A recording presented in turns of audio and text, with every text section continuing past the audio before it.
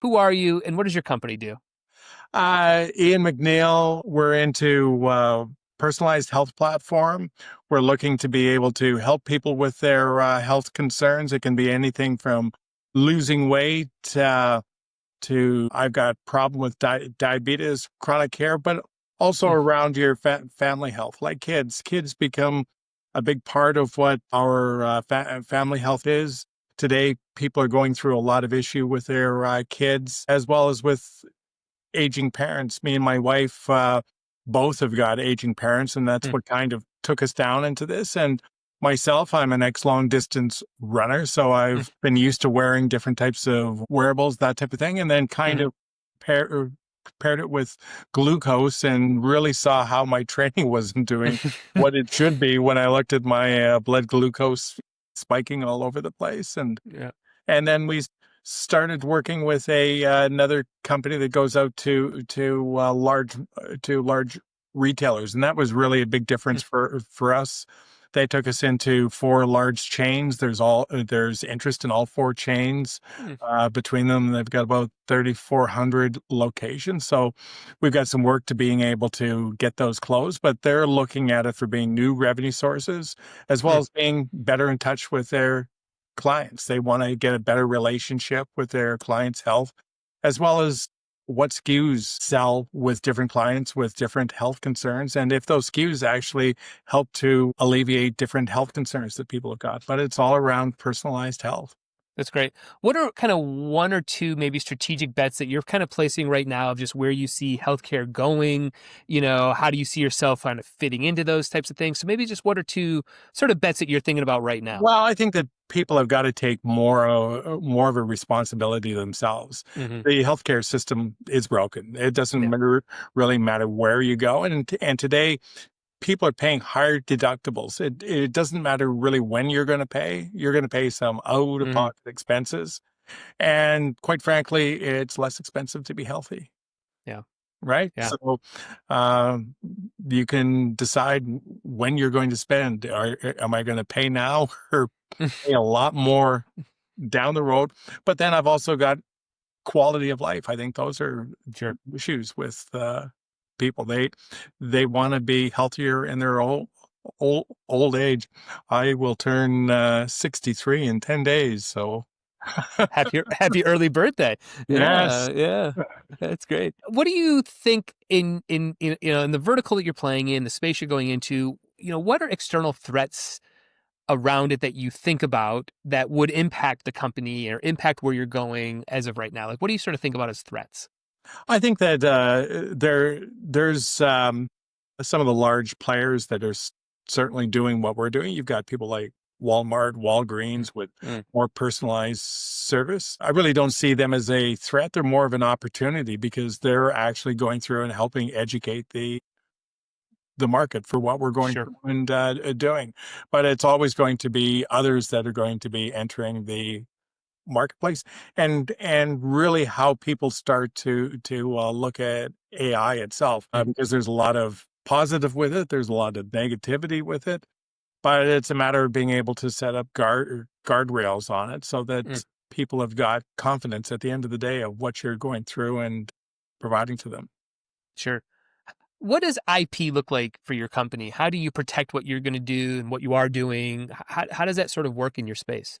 Well, anything that you're doing in with AI today, I think that it's important that you maintain your own large language Mm, model if you're going through and doing. If you're AI based, you're basically pushing your IP out the door because everything that you're doing is going somewhere else. And I think that you need to be able to bring that in internal.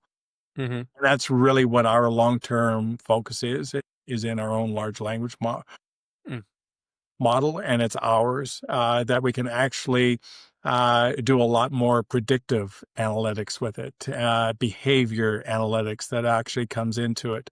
And we want to ensure that that is all maintained in-house and protected, because when you've got 100,000, 200,000 users, that type of thing, you can get some very good data. And I think the retail SKUs is something that I know that our retail partners are very interested to be able to see because they haven't been able to get that aspect with what a Hmm.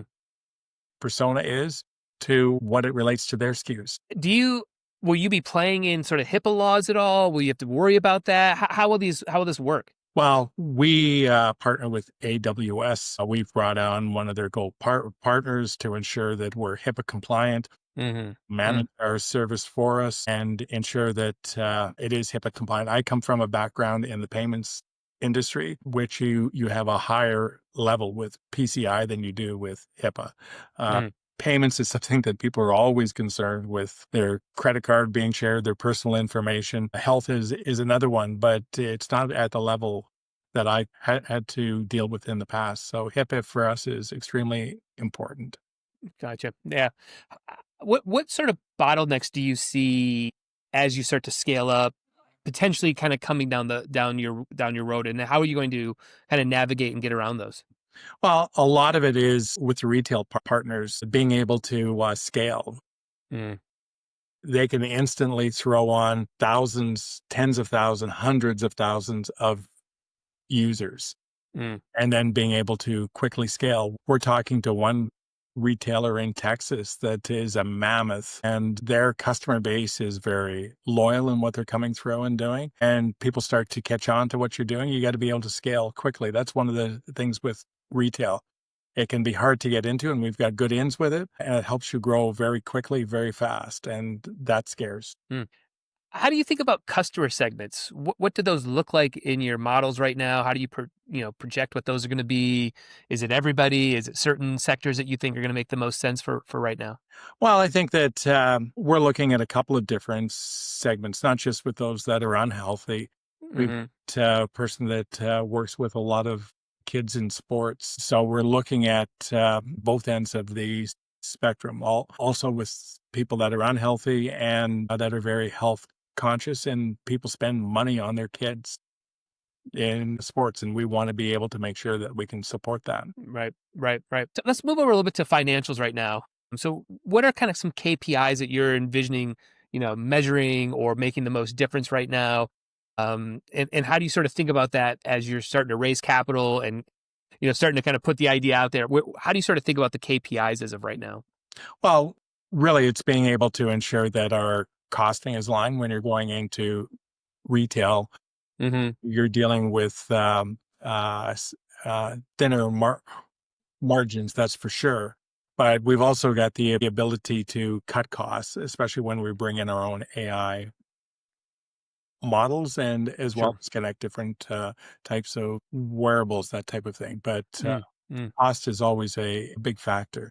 Yeah, let's talk a little bit about fundraising in general right now. What are some of the goals? Let's say the next 60-day goals around fundraising, and then what are you looking at maybe a year out? And then where do you see larger chunks of money being needed for you to really grow and scale to the degree that you want to do it? Like, where just walk us through kind of fundraising in general and how you're thinking about it right now. Well, it's really getting that first 250,000 to 400,000 in the Hmm. door that allows us to launch with the first large retailer, and then being able to scale into the insurance industry, which is really going Mm, to consume cash. Because I think that one of the benefits that we have is our customer acquisition with retail. We can bring in customers, and I know that dealing in the insurance, especially with self-insured employers, they want to be able to see that you've been able to actually get good customer engagement. mm, And that's what we're going to be testing in the retail sector, but being able to command into the that health sector. But we're going to be very strategic in that way because we're looking to be able to set up hubs when we get into the insurance in Tennessee, where you've got 500 insurance companies all in mm, one market. You're not having to go all over the place mm, to be able to uh, meet with them. They're all centralized, and then being able to focus in on the Texas market with mm, self employers. mm, mm. So we're not going to go all over the states. Yeah. We'll pick a couple of markets, do them well, and then get the eye of some larger players that are in the marketplace, because I don't think that you need to go all over the place. You just need to Mm, be strategic yeah. and thoughtful with other people's money. Sure. Well, I guess for anybody out there who's never approached getting into the insurance business or getting partnerships with them, I should say, what's step one? How does this sort of look? Like, where do You you want sort of see how doing it? to see the engagement, and that's Mm, where the retail side of it becomes very mm, important for us. mm, Because if we're able to have really good engagement with the customers, good outcomes, they use the system, they get value from it. And our first play that we're going in with retailers is really with the GLP-1s, uh, mm-hmm. which is on a lot of people's minds, but Yeah. our cost is under $200 to put Mm, on a month, where other programs, 1,000, $1,500, the retailer gets a portion of that money. So it becomes very strategic for them. They can earn extremely good money from being able to offer our programs. do you guys envision an education process being needed for the patients, the potential pharmacies, the insurance? Like, how do you sort of think about educating people to use what you're creating and saving the money you're talking about? Education becomes a big part of it, but that's also where you're going to be using AI, where Hmm. it's got to be something that's conversational. You can ask questions, get back good answers that you're going through and doing. And then also being able to, if you haven't got a FAQ for that type of question, you've got to be able to build those quickly. Mm, So we have that built into model on the education side, but hmm. it's all based off of playbooks, and our Yeah. playbooks are something that we're going to be able to build dynamically. We don't need to do them within code. And a playbook can be the GLP-1s, the longevity. I got an issue with my blood glucose. I got a kid in sports. We'll be Mm, building different types of playbooks, but it also brings in the information from wearables, but it also brings in your genetic information, mm, brings in mm, gut health information, blood work. So if I'm in my 40s, early 50s, I want to get a hormone test. Uh, all of those types of tests that we do, they're in home tests. mm, So a person isn't going out to get it done. There's a lot of privacy around it. So you get the kit at home, sent back in. You've got the results in yeah. anywhere from 3 to Mm, 10 days. mm, mm. I want to move over a little bit because you've got a lot of verticals that you're talking about and things to get into. What does the team and the roles look like that currently exist? And then where do you sort of see growth around? I need these types of team members to help insurance, education, etc. We deal with an outsource model. Mm, So going into the retailers, we've got a partner that has sold into over 100,000 doors. mm, They did the relaunch for Slim Fast. In 14 months, they were able to sell it into 110,000 doors. So they've got the retail contacts that are in the marketplace. Our customer support is going to be out of the Philippines as well as out of Mexico. So we've got the ability to scale in those components. So we're mm. we're we're taking a look at being able to rely on our partners to help us scale.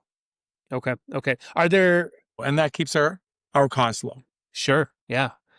Do you see talent gaps that you makes you a little nervous or things that you think about like again as you're scaling at maybe 2 years out or from where you are right now just do you see anything like that or do you think that there really won't be in this type of business model? I don't think that there's going to be difficulty in it, but I think that over the years now, the amount of remote work that's done and you don't need to hire somebody in your city to go through, Sure.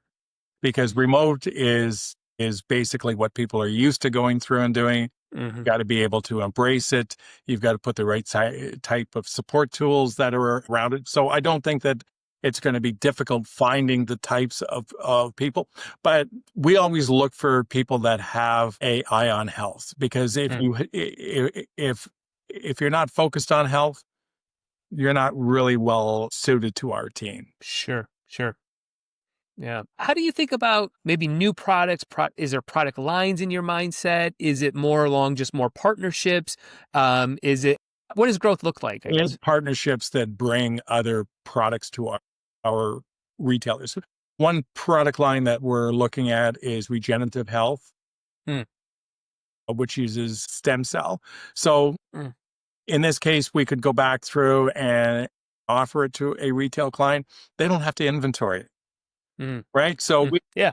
we become a Mm, curated marketplace right. where Right. a person goes in, fills out a profile, it sees this is what you need. We match the product that's for it.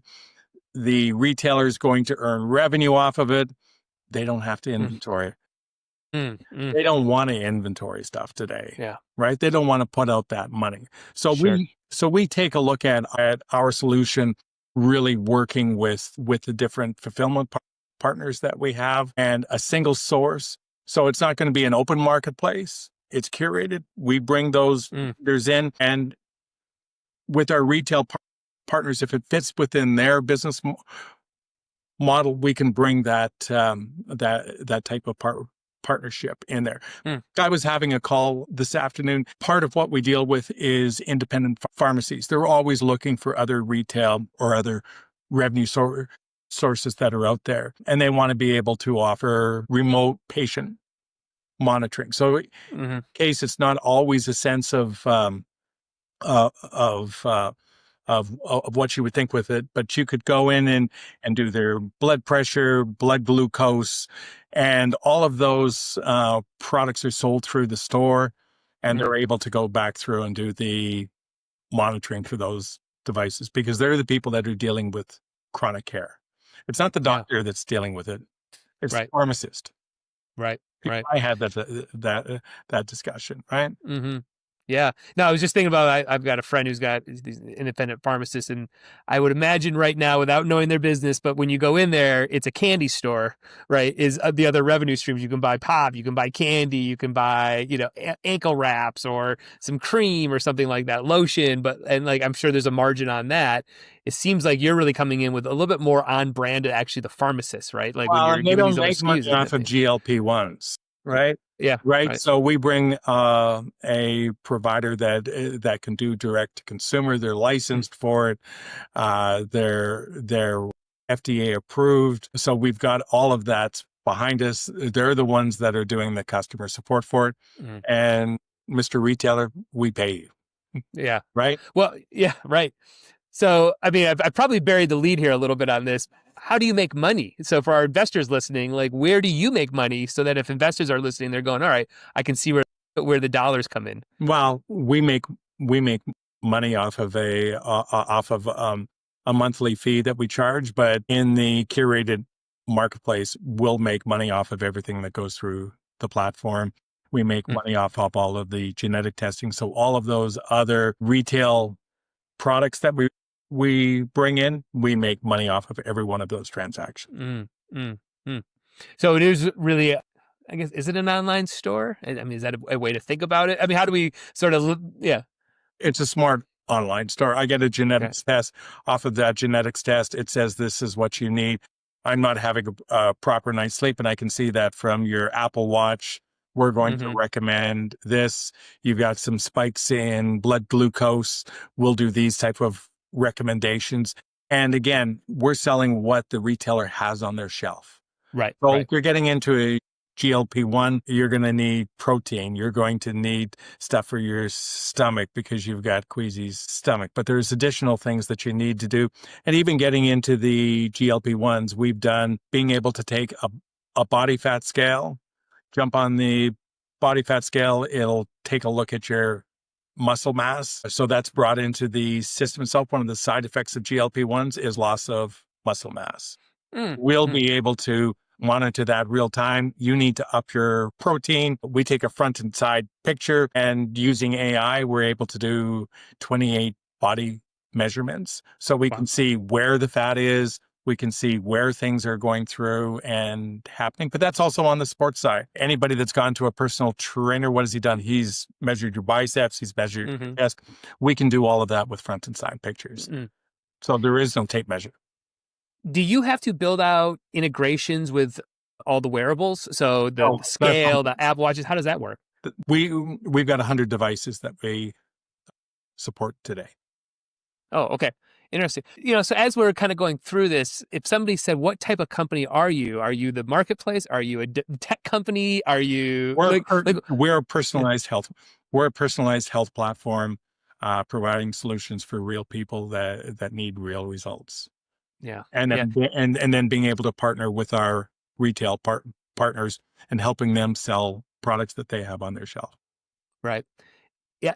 The more and more that you're, describing this, it is really giving people who want it that ownership for their health, right? Like, Yes. you know, I bought the watch, but now what, right? Now what's the next things? And then how do I really kind of own that conversation with pharmacies, probably with my doctor at some point to some degree, and just what do I really need?